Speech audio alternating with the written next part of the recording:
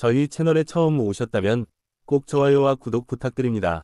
그래야 새 영상이 올라올 때 바로 보실 수 있습니다. 한국 공군은 1990년대 후반에서 2000년대 초반에 이르러 기존의 훈련기 전력을 대체하고 차세대 전투기 조종사 양성을 위한 고등 제트 훈련기의 필요성을 절실히 느끼고 있었다. 당시 사용되던 T-38 탈론과 같은 훈련기는 노후화가 진행되고 있었고 F-16이나 F-15K와 같은 최신 전투기 조종사를 효과적으로 양성하기에는 성능과 시스템 면에서 한계가 분명했다. 이러한 상황에서 한국은 다양한 해외 기종을 검토했으며 그중 하나로 러시아의 엑-130이 후보에 올랐다.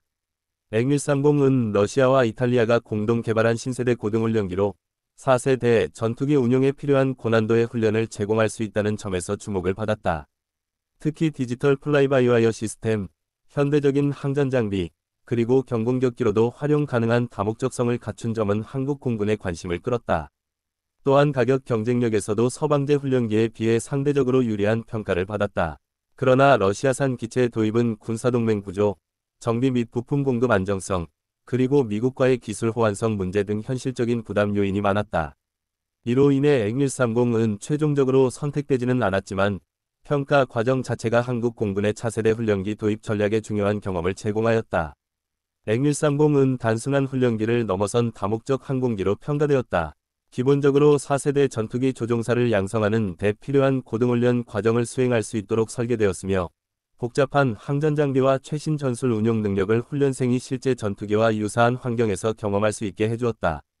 특히 디지털 플라이바이와이어 시스템은 다양한 전투기의 조종 특성을 시뮬레이션할 수 있어 조종사 후보생들이 F-16, F-15K, 심지어 5세대 전투기 운용까지 대비할 수 있는 기반을 마련해 주었다. 또한 엑-130은 단순히 훈련 임무에 국한되지 않고 최대 3000kg에 달하는 무장을 장착할 수 있어 경공격기나 근접항공지원기로도 운용이 가능했다. 이는 소규모 국가나 제한된 예산을 가진 공군이 훈련기와 경공격기를 겸용할 수 있는 장점으로 평가되었다. 한국 공군 입장에서도 이러한 다목적성은 매력적인 요소였으나 동시에 훈련 전용 기체로서 단순성과 안정성을 우선시할지 다목적성을 선택할지에 대한 고민을 불러일으켰다.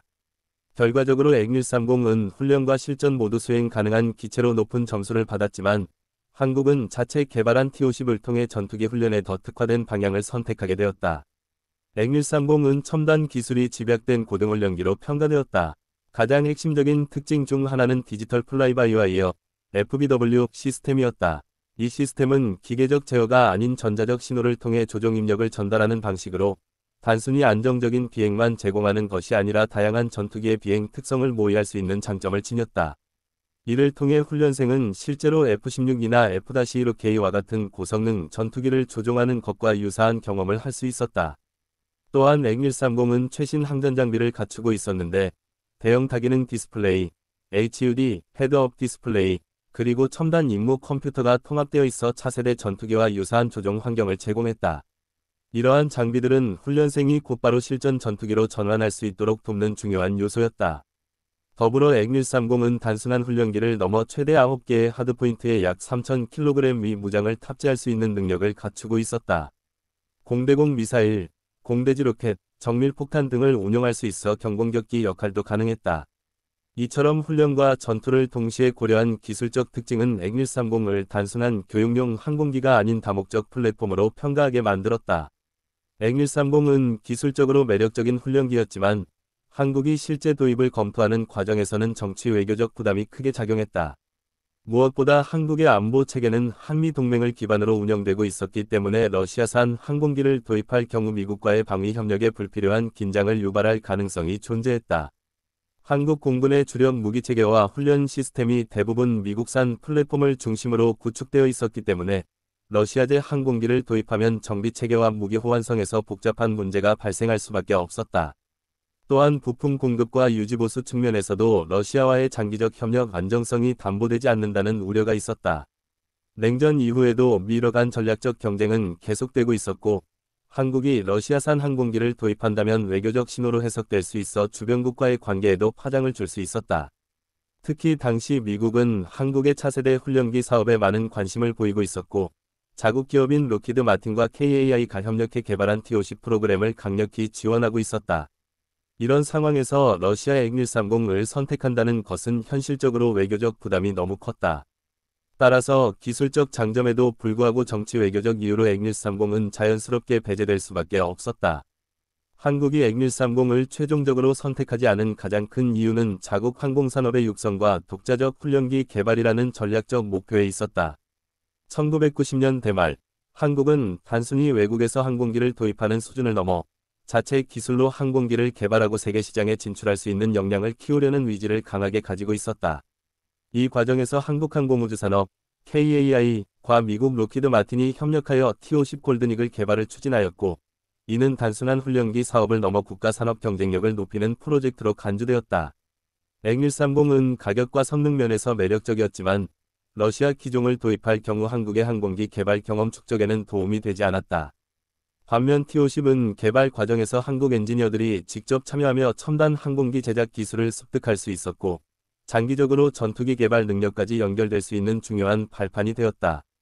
실제로 T-50은 이후 FA-50, TA-50 등 다양한 파생형으로 발전하며 수출 성과까지 거두었다. 따라서 한국은 단기적 비용 절감보다는 장기적 산업 발전을 우선시하여 엑130을 배제하고 T-50 개발을 선택한 것이다. 이는 단순한 기체 선택이 아니라 국가 전략 차원에서 자립과 성장의 길을 택한 결정이었다. 엑130 평가는 실제 도입으로 이어지지 않았음에도 불구하고 한국 공군 현대화 과정에서 중요한 의미를 지닌 사례로 남아있다. 당시 한국은 단순히 훈련기를 교체하는 수준을 넘어 차세대 전투기 조종사 양성에 최적화된 체계를 갖추고자 했다. 이 과정에서 러시아 엑130을 포함한 다양한 후보 기종을 폭넓게 검토한 것은 한국 공군이 특정 국가나 특정 기술에만 의존하지 않고 다각적인 시각에서 전력 구성을 모색했음을 보여준다. 특히 엑130은 훈련 능력과 경공격 임무 수행 능력을 동시에 지닌 다목적 플랫폼이었기 때문에 이를 평가한 경험은 한국이 훈련기의 역할을 단순히 교육에 국한하지 않고 전략적 차원에서 고려했음을 시사한다. 비록 최종적으로는 국산 T-50 골드닉을 개발로 방향을 전환했지만 엑130 평가 과정에서 얻은 교훈은 공군의 요구사항 정립, 항공기 성능 비교, 그리고 외교 정치적 리스크 분석에 큰 도움이 되었다. 나아가 이러한 경험은 한국이 독자적인 항공기 개발을 추진하는 데 있어 자신감을 높이고 이후 KF-21 보라매와 같은 차세대 전투기 개발 사업으로 이어지는 밑거름이 되었다. 따라서 엑130 평가는 단순한 선택의 실패가 아니라 한국 항공산업 발전사 속 의미 있는 학습 과정으로 평가된다.